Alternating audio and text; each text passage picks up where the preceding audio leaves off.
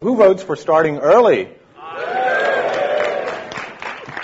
Okay, we have to wait for the recording guy to get all the recordings going. You ready? Okay, I'm going to start early. There's nothing terribly important in the first 5 minutes if somebody wants to come in later. Basically, today I wanted to talk about design methods. For me, these are basically kind of the way I approach design from a very tactical point of view. It's really a bunch of tips, tricks, methods that I use like a big grab bag.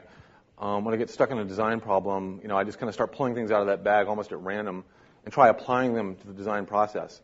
I think there's been a lot of talk more recently in the last few years about how we can apply more formal design methods to games. I've never found one method, one monolithic approach that works. For me, it's always this diversity. How many people in this room are game designers? Oh, that's quite a few. That's the wrong answer, though. Everybody should raise their hand. I've had great evidence of that, actually. About 3 to 4 times a day, I get, game designs that people send to me. Anybody who plays a game, is apparently a game designer. These game designs generally kind of look like this.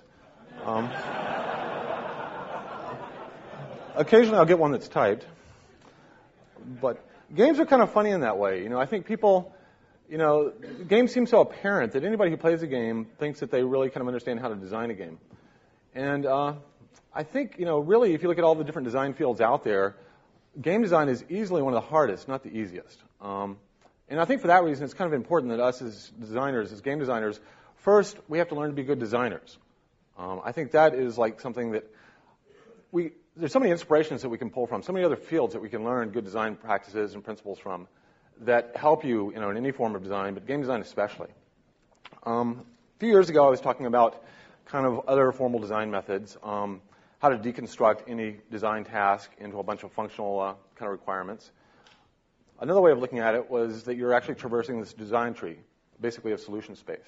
And it's a tree that starts out with very thick, broad branches, but eventually decomposes down to very fine, individual little tactical decisions. And the designer's working at every one of these levels. And it's really you navigating this tree that is kind of one of the ways I visualize the design process. So generally, I think of myself as kind of traversing this tree, making decisions at each level. What do I do next? What's the best way to go here in the design? Kind of working my way down this tree. Now, occasionally, you'll hit a roadblock and say, okay, I'm stuck here. What do I do? Frequently, I look at it as kind of backtracking. Sometimes it's because you took the wrong turn. And so you have to kind of work your way back up this design tree. And then you'll see a clearer path, something that kind of gets around the design obstacle. You get to continue. Basically, what we're doing is we're searching the solution space. There are all these possible designs that we could be doing, all these possible solutions to the design problems we encounter. We're going kind of from the general to the specific.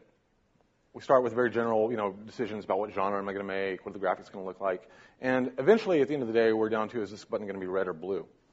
A lot of the pruning we actually do of that space, is I think through intuition. Some of you may be familiar with the idea of a minimax tree that people use in chess. Chess-playing computers use this. They look ahead a certain number of moves, kind of assuming that you're making the best move and the opponent's making the best move. But they can only look ahead so far, so deep. At some point, they have to kind of give up that look-ahead strategy, and they have to apply what's known as an evaluation function.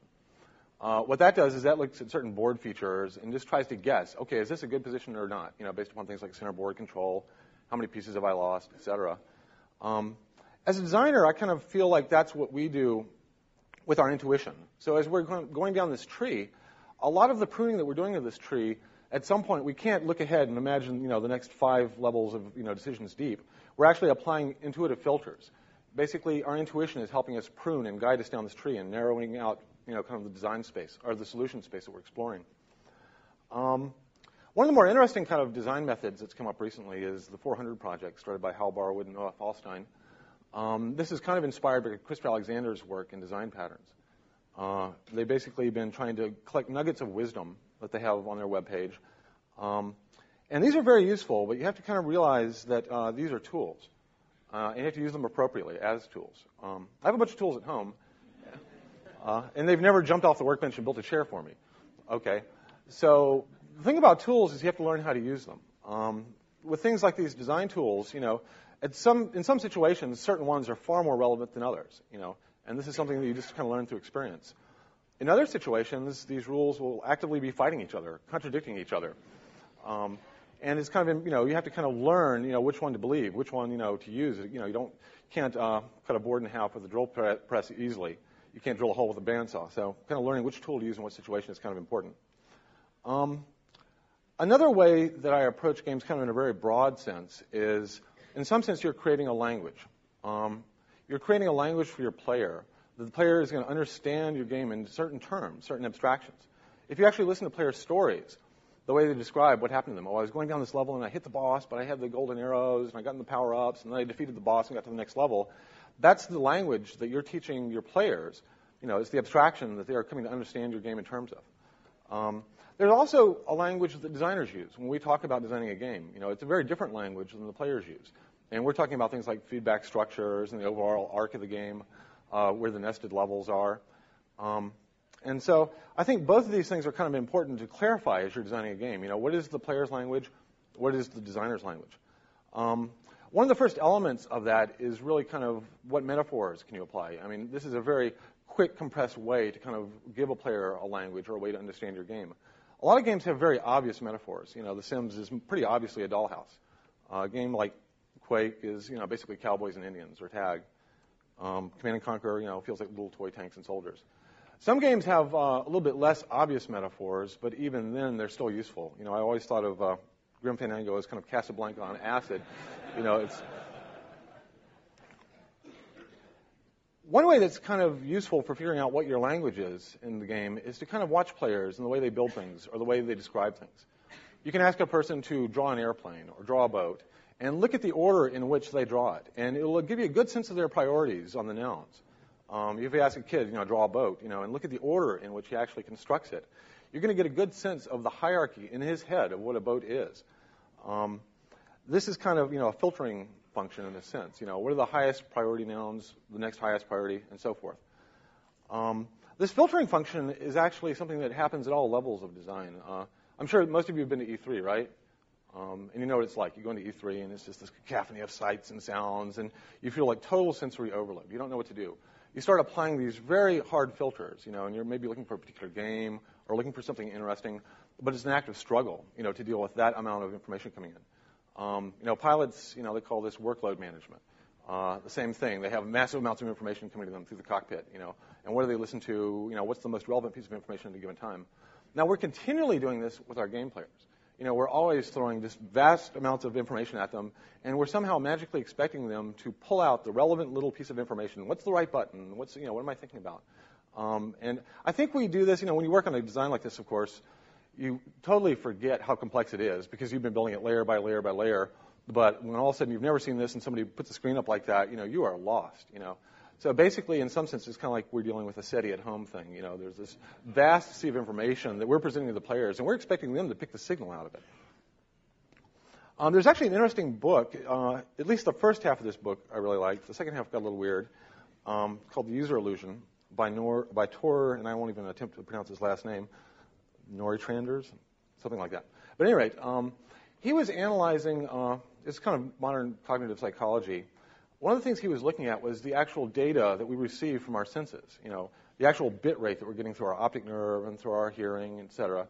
And he roughly estimated that we're getting about 10 million bits a second of information through our optic nerve, through our visual system.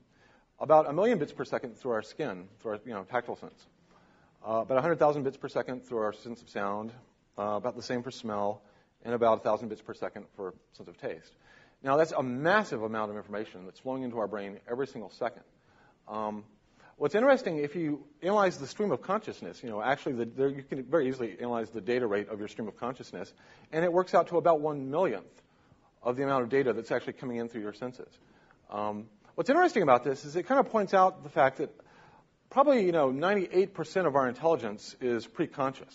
What we call intuition or reflex or subconscious intelligence is not apparent to us.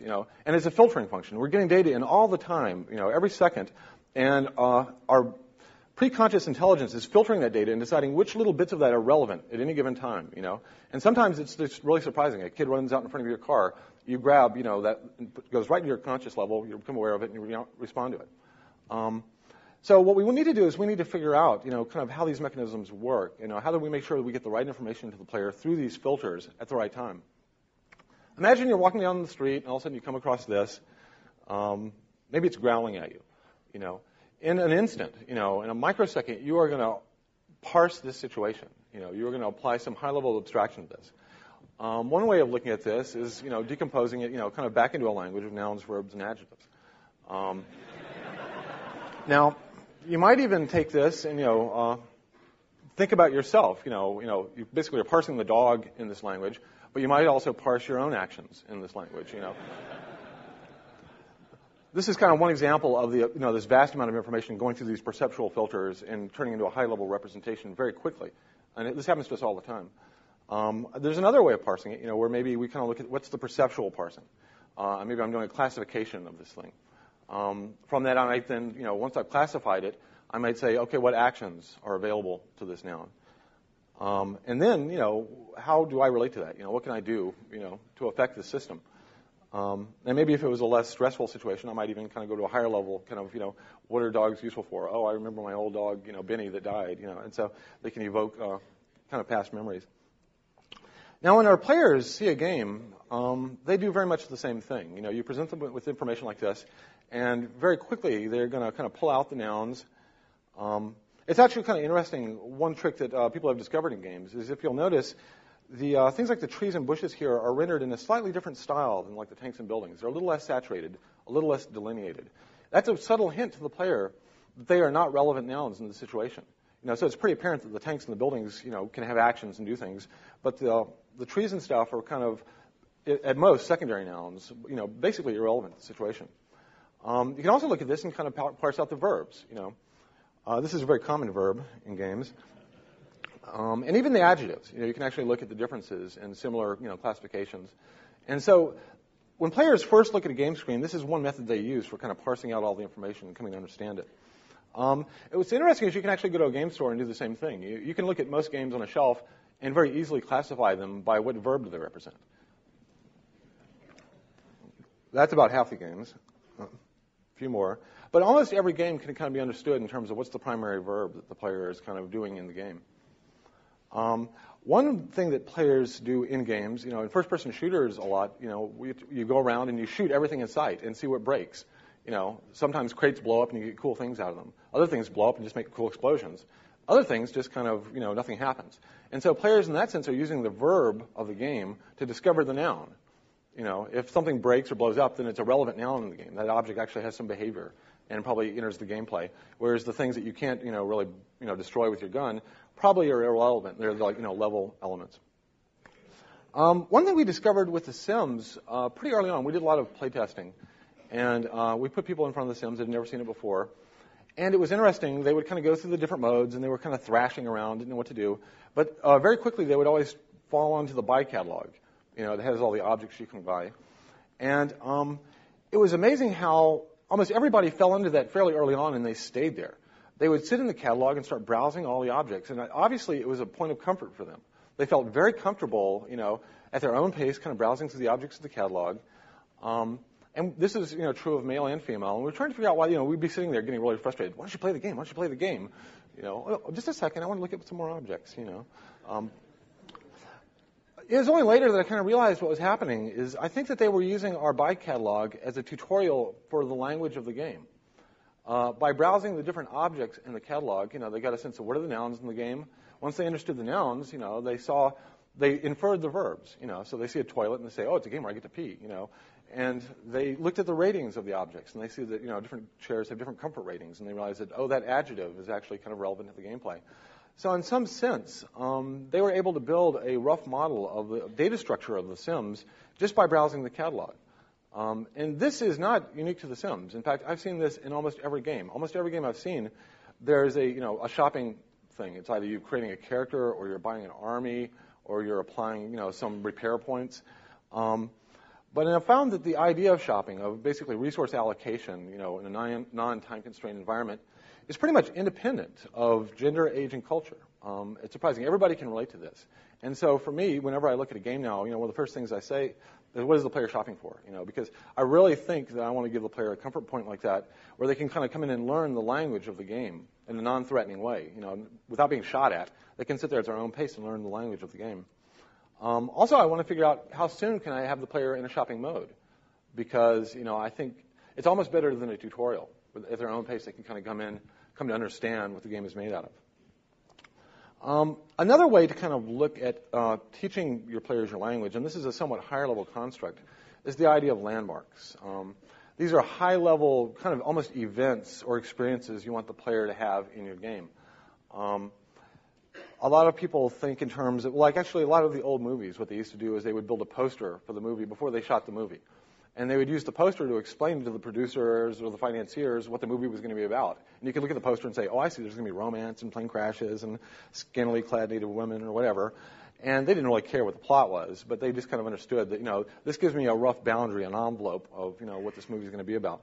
You can actually approach game design in the same way. I mean, I wouldn't exclusively recommend that as your only game design method. But, let's say I wanted to do a game, and I love helicopters, so it's going to have cool attack helicopters. And I want to have massive Technicolor explosions. And I really like the architecture of Zurich, And I'm kind of environmentally aware, so I want to have global warming in there somewhere. Now I can kind of look at these elements and figure out, they're very, very broad strokes. How do they connect? How might they relate? From that, I can start interpolating, inferring, the other game elements that would kind of connect these things. Now, again, I wouldn't recommend this as your only game design method, but it actually can produce some very interesting results. Who would have thought that you could combine Mexican Calaveras figures with Big Daddy Roth hot rods in Casablanca to get Grim Fandango? And I think, Grim Fandango is a good example of that, where, he took these very strong cultural inspirations as landmarks and used them to help guide the process along the way. I want to talk a little bit now about working in a design team, which is something that I've been spending more and more time doing the last few years. The first game I did was 1984, and I was the programmer, designer, wrote the manual, did the art, the music, etc. That's the way games were done back in 1984. About 5 years later, I did SimCity, and there were about 5 people involved. One of them was like a part-time artist too, even. So that was kind of cool, having a dedicated artist. SimCity 2000, we did with a team of about 10 people, 1994. Then came The Sims in 2000. These are about 5-year time chunks. I had about that many people on it, about 25 or so. At that point, it was feeling like a really big team, Working on The Sims 2 right now. I can't actually get an accurate estimate of how many people are working on the project. We've kind of gotten to that point. But I've decided to carry this out into the future. And I'm pretty convinced now that by the year 2050, it's going to take about 2.5 million people to make a game. And about 50,000 of those will be designers, I think. The average budget will be about $500 billion. So I think it's kind of important that we learn to work in design teams, in larger team structures. As a lead designer, I feel, more and more I'm kind of like a traffic cop. I try to encourage everybody on my, team to become a designer, give design input. And so the lead designer is really more in the role of gating and filtering and deciding which ideas come together and kind of organizing this flow of design ideas that are flowing around you. One thing that helps a lot is if you can come up with kind of high-level design goals that you then kind of program your team with, And what you want them to do is you want them to start thinking like you. If you can give them not just a decision, I want you to do, use the red button, but give them a, pretty clear reason why, what is the reasoning behind each of your design decisions, pretty soon they'll get to the point where they can, basically predict what you're going to say. And you've succeeded, when they come up and they ask you, do you want the red button or the blue button? And you say, I want the red button. And they say, oh, I thought you were going to say that, so I did it with the red button. At that point, you've been successful. You've managed to distribute some of your kind of high-level thinking through the team. A lot of times in a design team, you want it to split up, kind of go different directions. And that's handy what's handy there is that you give them a high-level kind of direction for the design, almost a prime directive. No matter what you do in the design, make sure it's user-friendly, or make sure the explosions are really big, or maximum gore, or whatever it is, But you should have kind of a broad design goals that your other design team members can use, to help them make decisions. But also, you can use yourself as a compass. When you feel like you're lost on a problem, you can always kind of refer back to that. Giant explosions. Okay. And that might help kind of set you off in the right direction down the design tree. A lot of times, you want your team to come together on some cadence, on the same problem, pulling in the same direction. Usually, you want to do that maybe on a weekly basis. On large problems, they come together and help you solve, the really big problems, the central problems of the game. Sometimes you just want to come together on some schedule and share the problems that you're individually dealing with. How many of you are using Wiki in your design process? Okay, well, I'm not going to say anything more than you really should be, because it turns out to be just an incredibly useful collaboration tool between designers. One thing you want to do when you're working in a larger design team is you want to figure out what the different members are good at. Figure out what your team's superpowers are. I can't overemphasize this. Each designer is different. Each one has a different approach. And it'll take a while to, with the designer especially, to figure out what, problems they're very good at solving and how you integrate that into the superpowers of the rest of your team. This is Chris Trotier. She's a designer I've been working with for about 5 years, very closely, kind of as co-designer.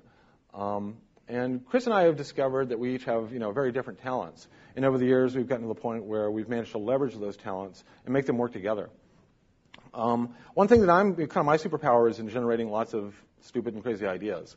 And so when we're working on a design problem, I'll sit there and throw out a billion, weird solutions.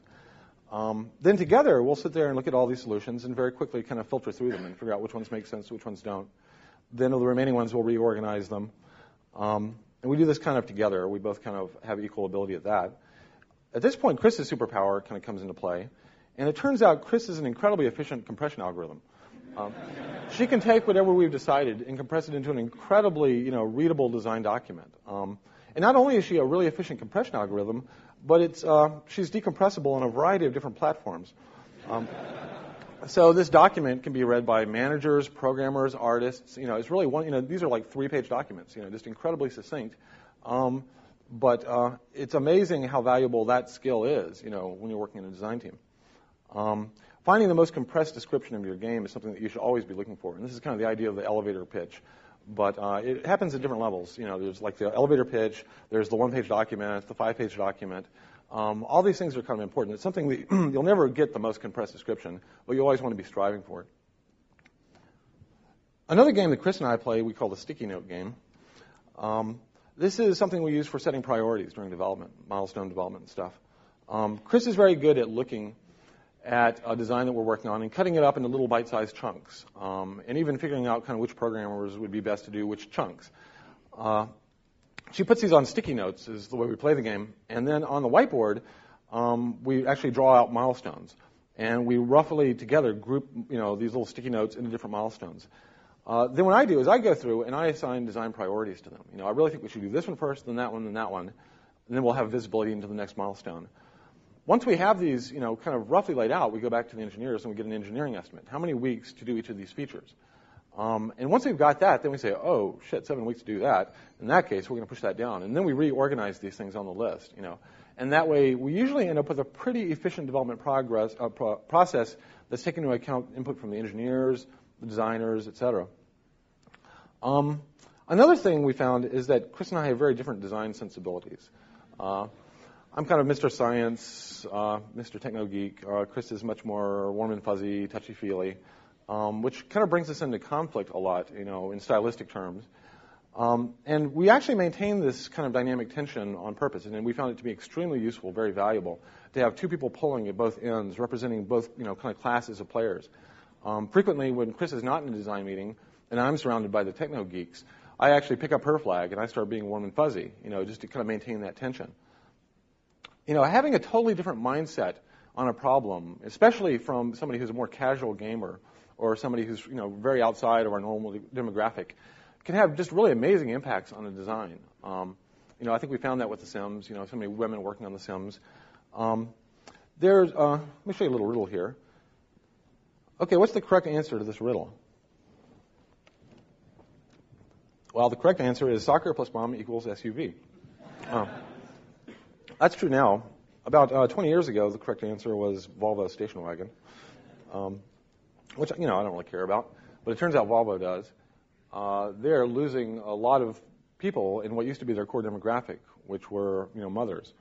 And so they actually started an interesting project recently. They decided to assemble an entire team of women designers to design a car for them. And they just kind of said, go design a car for us. We want to see what you do. It's kind of an experimental project. But they ended up with this. Call it the Volvo YCC, your concept car. One of the first things you notice is it's got kind of wraparound bumpers that go almost all around the entire thing here. You might notice in the picture, too, that there's no real hood. There's a front of the car, but it doesn't open. There's no user-serviceable engine parts. And in fact, they have these little things on the outside. You can kind of see them on the back fender over here. And that's how you fill it with fuel and washer fluid and stuff. And these are kind of interesting. You just actually push the nozzle into there. There's no gas cap to lose. The thing just folds out of the way. This is actually race car technology that they adapted, for usability. So they thought a lot about ease of use and just kind of the typical things that annoy you about a car. The interior had very interesting ergonomics, had a huge, massive storage space in the center console, room for a large purse, a lot of drink holders and whatnot. The back was, very reconfigurable for storage.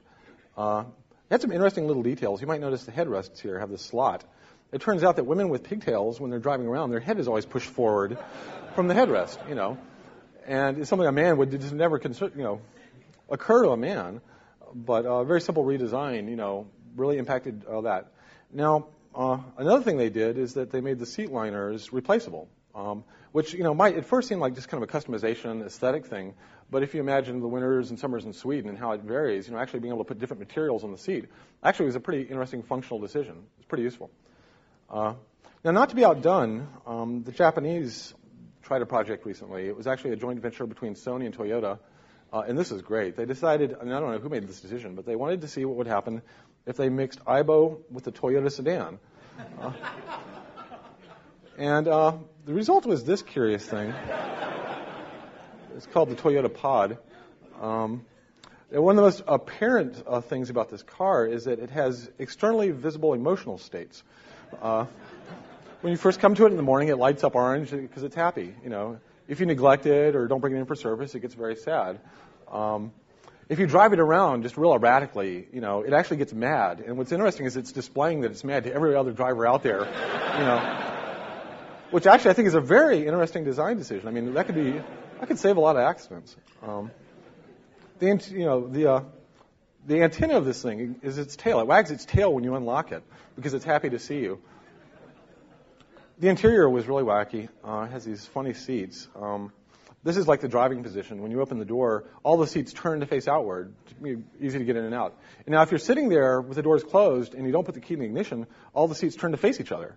And now you have a little living room where you can sit there and have conversations, and little tables, and you have little drinks on it and stuff.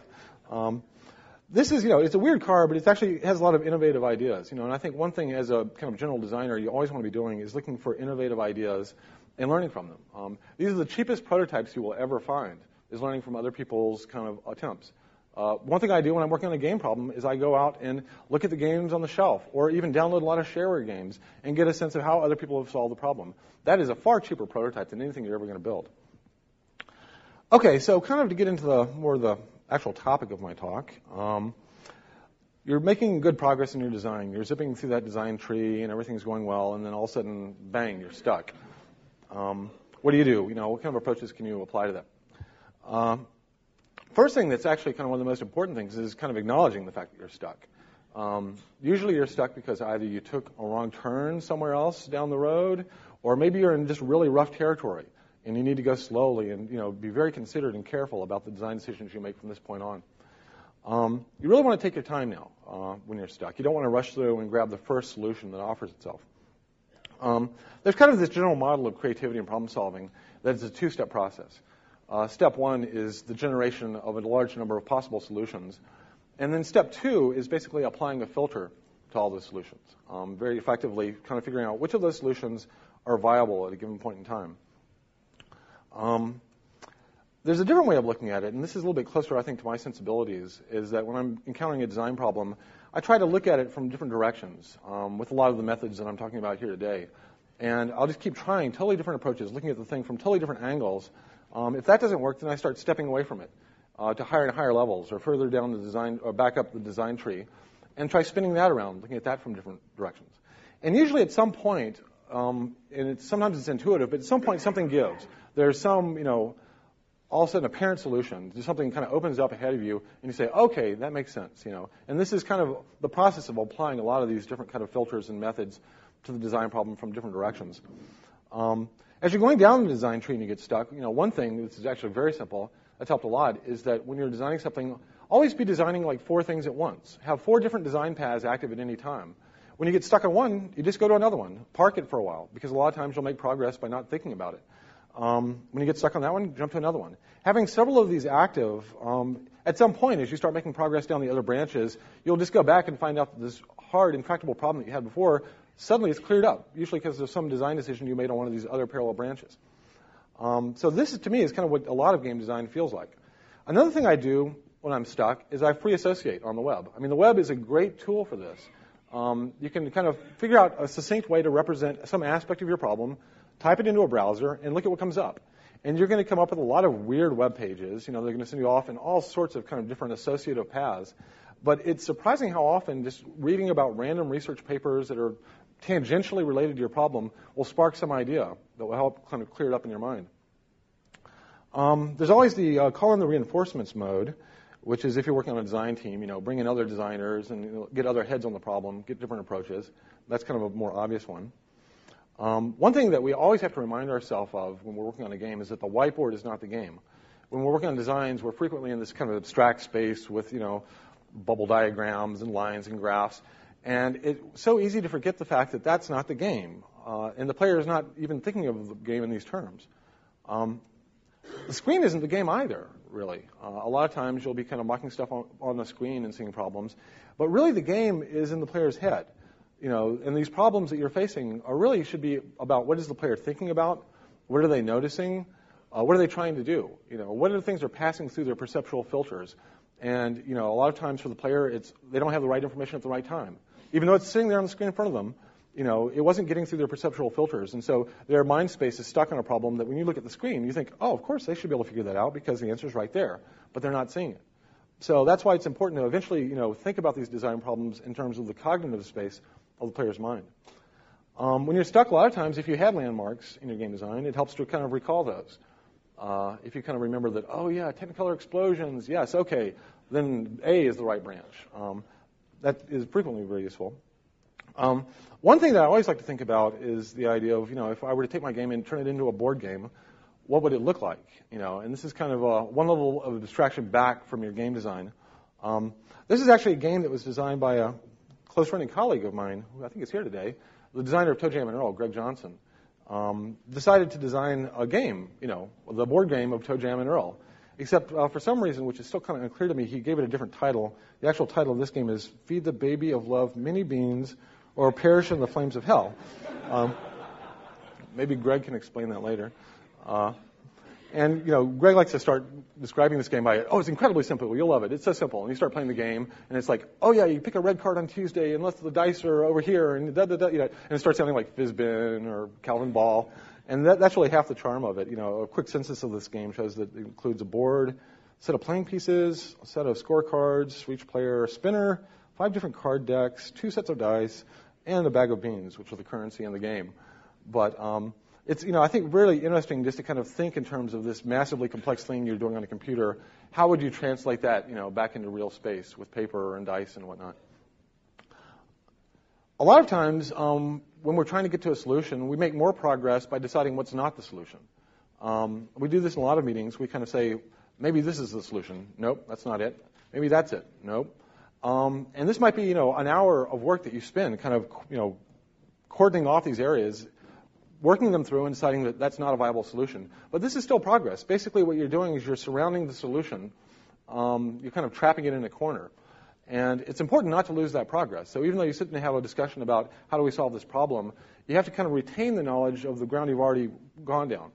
In some sense, it's almost like kind of ratcheting. You want to make sure that you're not losing progress through this exploration, that you're remembering which things didn't work. This is kind of like Thomas Edison and the light bulb looking for the filament.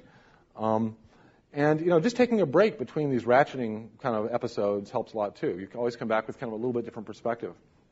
The idea of ratios has actually turned out for me to be interesting in a lot of ways, to kind of figure out, are you setting the right priorities? A lot of times it turns out that you're maximizing the wrong ratio when you're working on a design. It seems pretty apparent that we should be getting the most, X for Y. But if you kind of stand back and look at it, sometimes you're really picking the wrong X and Y there. There was this race you may have heard of, the DARPA Grand Challenge. that happened a couple weeks ago. These are basically robotic cars that were going to race from Barstow to Las Vegas. No user intervention. It was interesting. They, had all these entries. I was on one of the teams. One of my friends kind of had an entry into this. Almost all the entries looked kind of like this. They were these big off-road truck things with massive sensor pods on them, laser, radar, visual systems, whatnot. My friend's entry was a little bit different. It was a motorcycle. He basically took this problem that was impossibly hard and made it twice as hard. So, at first glance, this would kind of seem to be the wrong approach to solving this problem. But this thing was very interesting to watch. Now, if I can get this video to play here real quick. Let me do a quick little mode switch. There we go. Get my cursor back. There we go.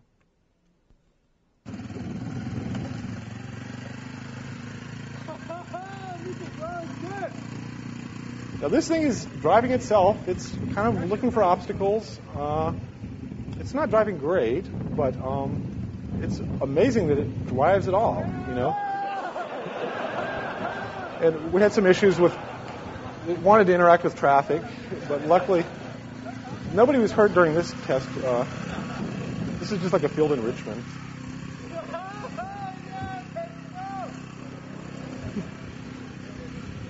When this thing starts coming at you, you have a high incentive to move. We're pretty good at reverse engineering the way human drivers think, but trying to reverse engineer the way a robot driver is thinking is a challenge. Let me get back to my tool. So now the interesting result of this, and why I wanted to show you that, is that when he brought this thing out there, he got an incredible amount of press attention because all the other ones, looked like these big car things with boxes on them. But his was this incredibly dramatic, out of control, what the hell is that type of thing, So the other people that were competing in this, were basically decided that they, wanted to maximize the most race success they could get for a given cost. They were trying to build the most competitive vehicle they could for this race. Whereas Anthony actually took a totally different approach. The ratio he was trying to maximize was how do I get the most press attention for the least amount of cost. His was probably the cheapest entry there, and it easily got the most press exposure. The other entrants were kind of assuming that race success would equal press attention, but that was not the case. Now, since nobody came even close to winning this race, probably it'll be 5, maybe 10 years before actually somebody wins the race, and they're going to keep doing it, it becomes more of a strategic long-range funding battle. How do you get sponsors? So this turned out to be the right ratio to maximize in this given problem. We're used to financial people dealing with ratios all the time. And a lot of times just, very simple little metrics I apply kind of in game development. I always try to look at, how are we converting our development effort into player enjoyment? Is what we're working on right now, if we spend a week on this feature, is that going to give us more player enjoyment in the end than working on that feature? Sometimes this is just an extraordinarily hard balance to strike. There was a game we did many years ago called Sim Life by a really bright guy, King Karakotsias. He was very into biology and genetics and all that. He spent like a month doing this beautiful genetics model, the way the creatures would evolve and do sexual crossover and mutation and whatnot. He actually captured a lot of the real kind of strange little things that happen in real biology. At the very end, we decided that we needed to have like some sound effect, so you would know when two creatures were mating. And so he just found this little wave file, and they go, ooh la la, when they mate. What's interesting is, like, years later, you talk to people about this game, and the very first thing, nobody ever mentions how elaborate the genetic model was or the fidelity of it or how cool those screens were, showing the genetic crossover. They all say, oh, I love the ooh la la, This is like, 5 minutes of effort compared to 1 month of effort. Okay. So it's pretty obvious here, which one converted the developer's effort into player enjoyment the most. And sometimes it's a dramatic difference like that, orders of magnitude. Another kind of thing that this is a good example of is a lot of times when you hit a hard design problem, you want to fall back to humor. We found this frequently that, if we're totally stuck, think of the most humorous way to spin our design problem, and it's amazing how often that becomes a huge benefit. In The Sims, we had this horrible problem of how do we have them change clothes? Do they take off their clothes, find a dresser? Where's the laundry going to go? We spent weeks working on this problem until we finally just kind of gave up and said, oh, the hell with it. We're going to have them jump up in the air and magically change clothes. And, we did that, and it was just charming. The players loved it. It became kind of an iconographic moment for the game. We had a similar problem in The Sims where frequently they have to interact with these little objects that kind of have to be parts of the animations. And, where do they get them from? Is there central storage? Do we track them? Is there kind of an inventory of these things? And we finally gave up and kind of said that, okay, they just always pull their hand behind their back and pull out whatever it is, a cup or flowers or plate. And so that kind of led to one of the central rules of the Sims universe is that anything that they need that they don't have, they pull from their butt. And this is just kind of, again, the humorous kind of solution to that turned out to be actually a benefit. Another way of looking at ratios, this is very simple, easy technique, is to look at frequency analysis. You can do this with interfaces, with features, with anything. You can observe players using your interface, and it's not too hard to do this analysis and figure out what percentage of the time are they pressing each of these buttons. And you get a very quick sense of which buttons are being used the most and which the least. This is very useful for setting priorities, because if you were spending half your time working on this thing over here, and then you do the frequency analysis and find out the player is only hitting it 2% of the time, but you've totally dropped the ball on this guy up here or this 20% down there, then you're not maximizing your development time to player enjoyment. You can do this not only with interface, but also with game features. You can look at any game and kind of say what percentage of the time is the player spending really kind of working in that feature. And it's amazing how useful this is for setting your priorities and making sure that you're solving the right problem, the problem that the player is, in fact, most often going to face. Oh, okay.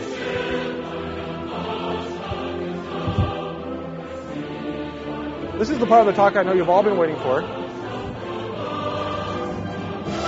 So, people always come and ask me to talk about game design. Everywhere I go, talk about game design, talk about game design. I never get to talk about the things I want to talk about. So, I've decided I'm just going to start talking about those things inside of my game design talks. So, and if there's a connection, there's a connection. If not, there's not, So, I've become kind of a big historical fan of the Russian space program recently. Started filling my house with Russian space artifacts, much to my wife's dismay. Okay, 1962. This is a state-of-the-art, American Mercury capsule and its associated interface. This is kind of the Russian equivalent of Vostok from the same period with its interface. You'll notice that the Mercury is maybe twice as complex as the Vostok. Okay, 66, state-of-the-art American Gemini capsule and its associated interface. Russian Soyuz and its interface. At this point, you kind of see that the Gemini is, maybe 3 times more complex than the Soyuz. 1970, state-of-the-art American Apollo spacecraft and its interface. The Soyuz hasn't changed a bit. Okay, at this point, the American interface is looking pretty big compared to the Soviet one. 1980, American space shuttle. Soyuz still hasn't changed a bit. 1990, they decided to redesign this space shuttle instrument panel. It wasn't complex enough. So, and the Russians actually redesigned their Soyuz one a little bit. It's kind of important to realize how small this is compared to the space shuttle one. It would fit into a space about that large. One thing that's kind of curious about the Russian panel here is this little thing. It's called the Globus. It actually is identical almost to the very original Vostok, the same instrument. This is their primary navigation instrument that they use for figuring out where they are in space. This is a close-up of it. What it is a mechanical computer. You type, you basically spin orbits into these knobs here, and there are these little gears inside that turn the globe, according to the orbital parameters, and there's a little crosshair showing where you are. You are here. This is what they use to fire their retro rockets. And the thing about this, it's about this big. It's just an amazing device. I've kind of taken it apart, to reverse engineer it. But the thing about it is it's pretty much never failed. So the Russians never replaced it. And it's just, from the American point of view, it's, almost repulsive. Oh my God, they're still using mechanical computers. But, and people have this kind of misconception about the Russian space program. But if you actually kind of look at how many cosmonauts they've lost in their spacecraft, they've had a couple of big ground accidents with ground personnel. But if you look at how many cosmonauts were lost inside the spacecraft, they've only lost 4 in the entire history of their program, which is about a quarter of what the Americans have lost in theirs. And which is, most people don't kind of realize, how robust these Russian systems have become. In fact, to this day, the only way to get a NASA astronaut into space on the space station is on a Russian spacecraft, and probably will be for at least another year. So it's not surprising that when the Chinese decided to build a manned spacecraft, the Shenzhou, that they decided to copy the Russians. It never once occurred to them to copy the Americans, the American approach.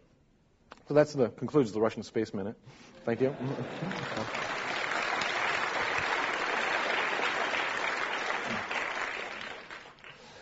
So now we get down to what to do if you're really, really stuck. One thing that helps a lot is using different materials. You may have heard of the idea of learning styles. Different people kind of approach different problems almost with different sensory strategies. Some people are more visual thinkers. They like drawing pictures and diagrams. Some people are more auditory. They really help them to explain it, verbalize, have discussions about the problem. Some people are better actually, working with reading, writing documents and working it out on paper. And a lot of people, I find that I'm much better kinesthetically, and so I like to have all little things I'm always manipulating, little toys and whatnot. We do a lot of prototypes in all different materials. This is actually a drawing that Chris did of something that we're working on. So we do prototypes in a lot of materials, off the computer, on paper, with blocks, with clay. Sometimes these have really useful side effects. So Chris does these kind of funny little drawings, which turn out to be a great way to motivate our artists. She'll put these up on the wiki page, and then the first thing the artists say is, "Ooh, can I redraw that for you?" But these prototypes, the way I think of them really is they're scaffolding. I might kind of prototype a design problem, let's say with Legos or whatever. But what I'm really doing is with my imagination, I'm putting layers on top of that and imagining the real solution. So the prototypes for me are just kind of a minor structure that I can then put the imaginary solution on top of. It helps kind of extend my imagination. It makes my imagination more leveraged, more powerful when I'm trying to envision different design solutions. Robert Louis Stevenson, when he wrote Treasure Island, it's kind of a curious approach. Before he wrote the book, the first thing he did was he drew a map of Treasure Island. And then he took that map and he just sat there and kind of stared at it for hours and hours and hours. And started imagining all the different things that could happen on this map. And over time, the story emerged from that. So basically, this map that he drew became the scaffolding for his imagination. And his imagination drew out the story of Treasure Island, from this graphic. There's a group in Palo Alto, a design lab called IDEO. And they have this cool thing called the Tech Box. How many of you have heard of this? It's what it is all the designers that work there, and they do a lot of industrial design stuff. They collect weird, interesting, unusual things. Sometimes it's materials or mechanisms, really counterintuitive little things. Sometimes it's chemicals. And they organize it in this little box. And when somebody submits something into the box, they write up a little description of why it's cool. And a lot of times when they're working on a design problem, they'll just kind of randomly open the box and pull things out at random and start playing with them. They have kind of sections of the box. Some are kind of more about electronics or thermodynamics or mechanical linkages. So they can kind of roughly sort them in that sense. But really what these things do, they spark your imagination, sometimes just with the interaction of playing with these odd, unusual little things. But also sometimes there are very specific solutions. Oh, I didn't know a material could do that. Or I didn't know they had aluminum foam. Or I didn't know they had superconducting, metal tubing, or whatever it was, But that's what this box is full of. If you're more interested in this is actually a pretty good book describing how they work in their process called The Art of Innovation. Watson and Crick, when they were working on the DNA problem, they basically cracked the problem by building these kind of elaborate hand-built models of molecular bonds and playing with them over time. And they finally got this one structure that actually not only could they get the bonds to fit correctly, but when they stood back and they saw the double helix, it was so aesthetically beautiful to them that they said it had to be right. I mean, a lot of it was just they were able to stand back and look at this thing, rather than kind of looking at it on a piece of paper as chemical equations. Seeing the three-dimensional form of this in a model convinced them that they were on the right track. When I do a game, one of the things I always do is I try to build models, outside the game, that help me come to understand the game. When I did The Sims, we have this neighborhood screen at the top of The Sims. One of the things I did early in the project was actually to build this neighborhood out of model railroad stuff. And it was interesting just because it helped me think about the level of abstraction. I was able to kind of consider this model and consider, what are the type of things I would want to do? What's the progression through this? What does the world feel like? How do I make the world feel a little bit more toy-like? When I did SimAnt, one of the things I did is this is like a big 2-foot model of an ant that I built. It's still hanging on my wall. But in building it, as a kid, this is what I used to just spend half my time doing is building models. So for me, in particular, I think the idea of building a model, my mind just kind of goes off into this almost Zen-like state because there's so much tedium involved in building something like this. But at the same time, I think you're kind of processing aspects and you're getting a deeper awareness than you would get just by reading a book or looking at a picture. Something we got in our office recently that's actually turned out to be pretty useful and interesting is one of these 3D printers. Probably seen these before, but we're able to use these to print out 3D models. And sometimes the artists just kind of play with it and make weird models that we print out. Other times we take like the Sims characters from the Sims 2 game and print them out and we paint them. We kind of play with them as toys. Again, it gives you a very different perspective when you're dealing, in your hands with atoms instead of bits on a computer screen. Your mind just kind of spins into totally different possibilities for solving a problem. Now, if you're still really, really stuck, and this might sound silly, but in fact, I'm quite serious about it. Ask the receptionist. And the key to this isn't that the receptionist is this huge reservoir of design knowledge, but rather that you find that if you have to describe this gnarly design problem to somebody else who is totally unfamiliar with it, from square one, that it forces you to communicate it into a different language. You and the designers were thinking about it in this very technical design language. If you have to go to somebody who is totally not fluent in that language and describe the problem to them, it's surprising how often solutions will all of a sudden click or become apparent as you're trying to explain this to the receptionist or your mother or my sister or whatever.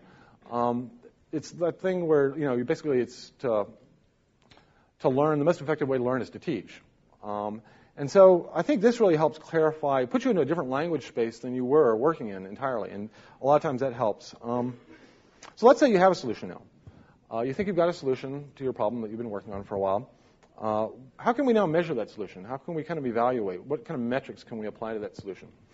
A couple things to realize at the beginning. First of all, that there are an infinite number of solutions to any design problem. What's the chance that you pick the right one? There isn't always a perfect solution. There, basically, is never a perfect solution to any design problem. Design is basically the art of compromises, and any design solution is a set of compromises. So don't expect that you've got the perfect answer, because it'll never be perfect. You might get 98% perfect, 95% perfect. And probably the most depressing thing to realize is that your wonderful new design solution is destined eventually to become, a part of another design problem down the road. And so if you can look a little bit further down from every solution and say, what are the repercussions of this further down the design tree, sometimes they're not worth their benefit. The cost of the solution, is too high compared to what, the problem it's solving in the here and now. If it's a really hard problem that you've been working on in a hard time, one thing that we found that we want to throw the solution away and then try to come up with a different solution and see if we come up with the same one twice. And then 3 times. So if it's a really hard problem, and we've acknowledged that this is a huge problem in our design, we'll try to independently make that same decision 3 times in a row. If we come up with the same solution 3 times in a row, then we have very high confidence that it's the right solution. One thing that always concerns me about certain solutions, I'm always kind of critiquing them against, is the idea that they're not invading the top layer of the game. I think of games as kind of having very obvious dynamics that the user gets very familiar with early on in the game. It's like the overt gameplay. What is the overt dynamic the player is dealing with? Underneath that, we have secondary layers that are more elaborations. These are like little kind of more parameters, a little bit deeper analysis, deeper strategy. But the player should definitely be able to play the game with just this, a knowledge of this top layer. And then it keeps going down and down. But we want to make sure that our solutions are not invading the top layer. Maybe we're trying to solve a solution in the secondary layer of the game, and it gets so onerous and big and clunky that it actually comes up and starts impacting the simplicity of the top layer of gameplay. This is what Chauncey Gardner has to say about that. And also, it's kind of important, more and more for us to realize that this is the typical store that we're selling our games in. And this is our typical player.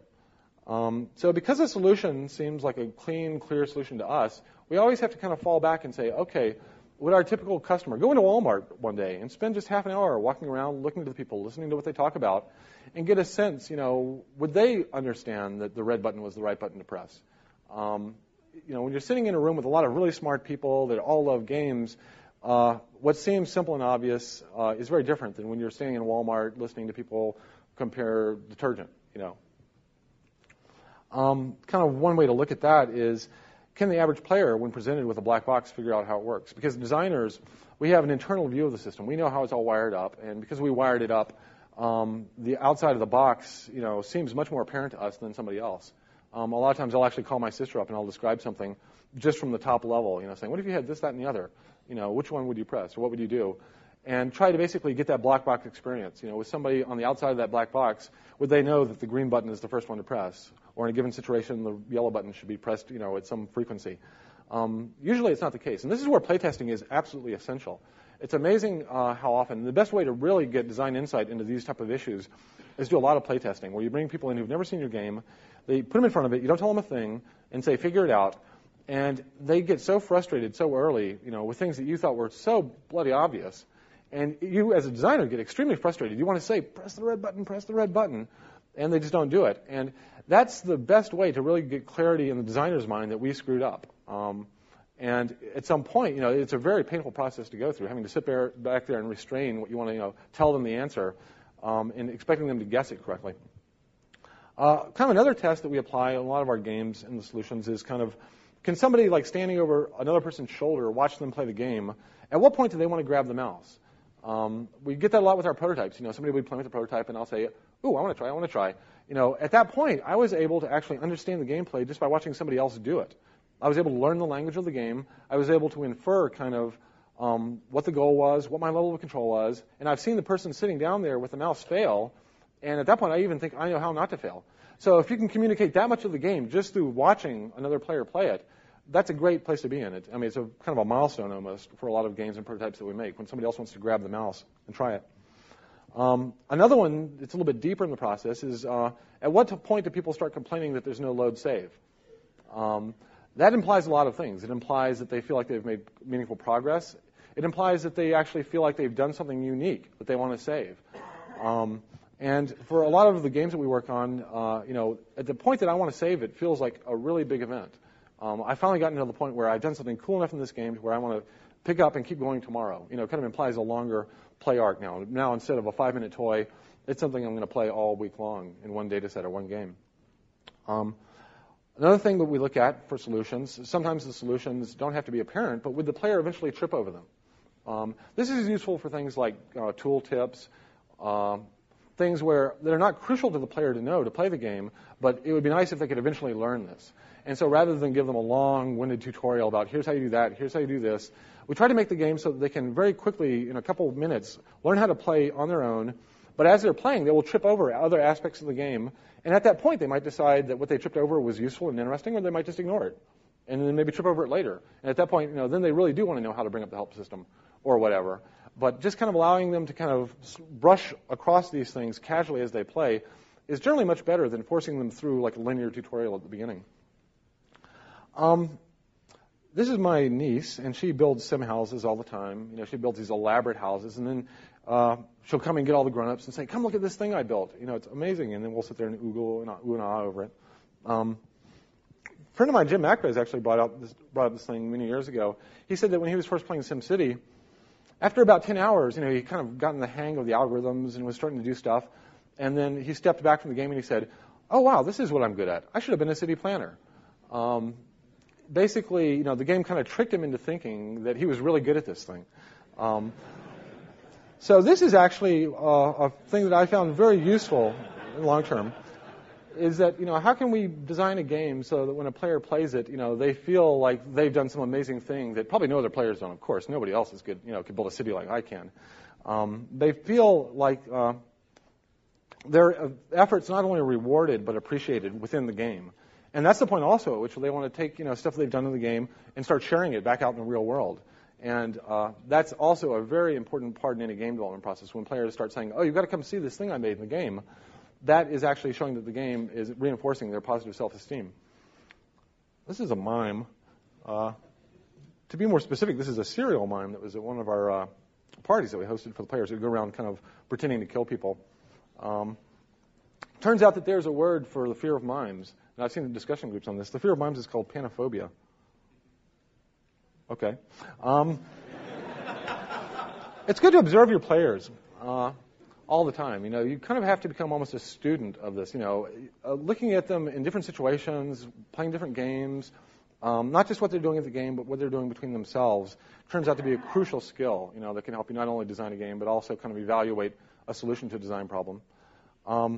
An idea that actually was sent to me by Isaac Berry, which turned out to be very useful, I really like this idea, is that just observe the body motion of the players. Are they leaning in? Are they, leaning back? How engaged are they on the edge of their seat? Are they tapping their foot? You can got to get a sense of which parts of their brain are engaged at different parts of the game. When are they wandering? When are they super immersed? When are they laughing with another person and it becomes more of a metagame between the two real players as opposed to between our characters in the game? This is just a very simple kind of observational technique that I think we can learn a lot from. So in a sense, I think what we want to become as designers are kind of field anthropologists, and not just, again, within games, but in everyday life. We need to kind of learn to observe people and figure out what motivates them, what attracts them, what compels them. One of the things I've started doing on the side is this little group in Berkeley. Some friends and I got together. We started this thing called the Stupid Fun Club. It's a little shop where we build various robot things and whatnot. Almost everything we do involves robots, and usually some element of danger or out of controlness. One of the things we did was a project for NBC that I want to show you right now. What we did is we built robots for very specific purposes that we brought out into the public. And we basically were kind of faking AI in these things so that people were presented with the idea that there's a robot doing something that is totally autonomous. One of the first experiments we did is we went to a restaurant, and when people came into the restaurant, we said, "Oh, there's this university program, and they're building this robot waiter. And do you want to sit in that section or the real person, the real waiter section?" And when they went back there, we had this robot serving tables, taking orders, and all this stuff that we were actually kind of hidden controlling it. It was conversing on its own, but we were driving it, so we didn't hurt anybody. But they were fully convinced that it was autonomous. I want to show you kind of just, this is a short clip. Excuse the quality of the video, but it'll give you some sense of how this went.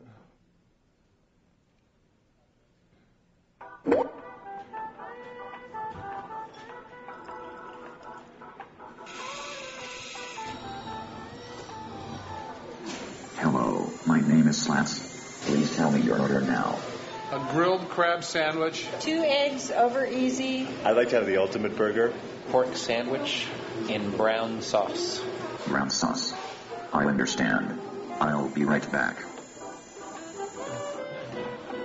These are filmed like as interstitials, so they come in like 2 30-second parts. That was part 1.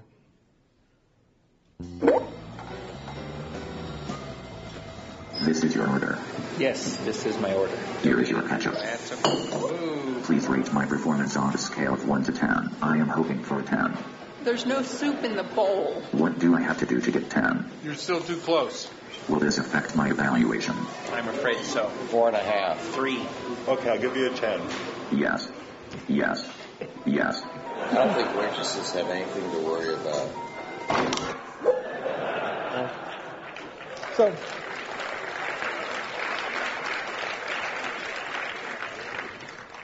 So one of the things that was interesting about that was, in the first 2 minutes, they were kind of like, "Wow, robot waiter, that's amazing. How about that?"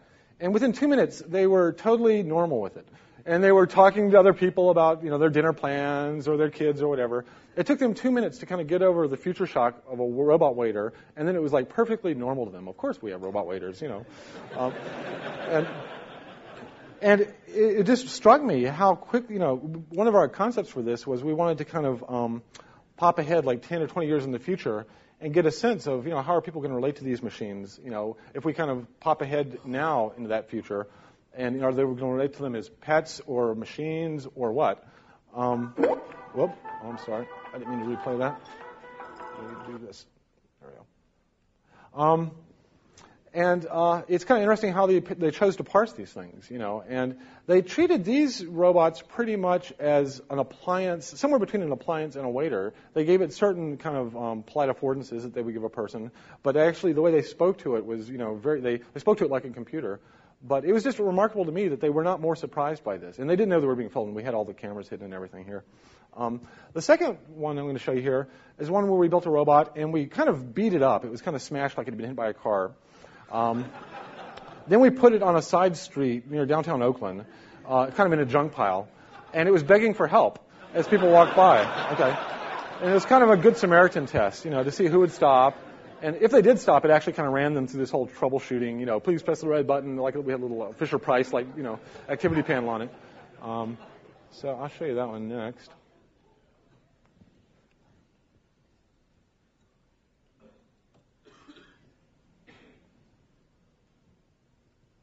Help me. I require human assistance. Will you please help me? Can you hear me? Help. Excuse me. Excuse me. I have fallen over. There has been an accident. What's the matter? I require human assistance. That's the first half. Can you describe the damage? No, I can't really describe the damage. I I just see. need Professor Johnson. You need Professor Johnson? What's the phone number? 555-0121. I'm scared. You scared? We scared of I you. can't get up. You can't get up. Get up. Wait a minute. They said your call can't be complete. You Thank sure you. that's the right number? We'll look you up in the yellow page. Yes. Thank you. You welcome. Thank you. Welcome. Come on. So just hang in there, okay?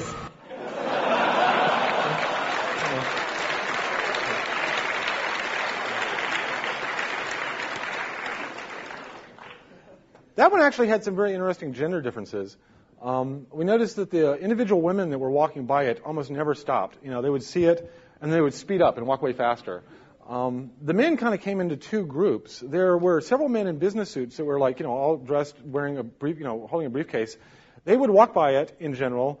They would see it. They would ask for help. They would stop, put down their briefcase, immediately write the robot up, and then grab the briefcase and walk off. You know, and you get the impression that they just walk around Oakland all day riding tipped-over robots. You know. But the other group of men, what they would do, and these are kind of more of the, you know, guys in dungarees or jeans or whatever, they would go up to, they would listen to it talk for a second, and then they would ignore it, and they would start stripping it for parts, you know, and which was driving the sound guy crazy because they were pulling his expensive wireless mics out of it, you know. But they just kind of assumed that, oh, something in the junk pile, it must have cool parts in it. Universally, the only people that really stopped and interacted and tried to help the robot were always mixed gender couples. And they always stopped, and they always tried to converse with it, and they actually tried to help it. And I'm not quite sure what to infer from that, but I thought it was kind of a fascinating result, how the gender mix totally changed the way people approach this thing. But I just want to show these kind of examples of how you can always become kind of a student of human behavior. And for a game designer, that's probably the most important thing you can be doing. So now I have to stop talking, and my time is up, actually a little over. But thanks for coming. I hope you got something out of the hour.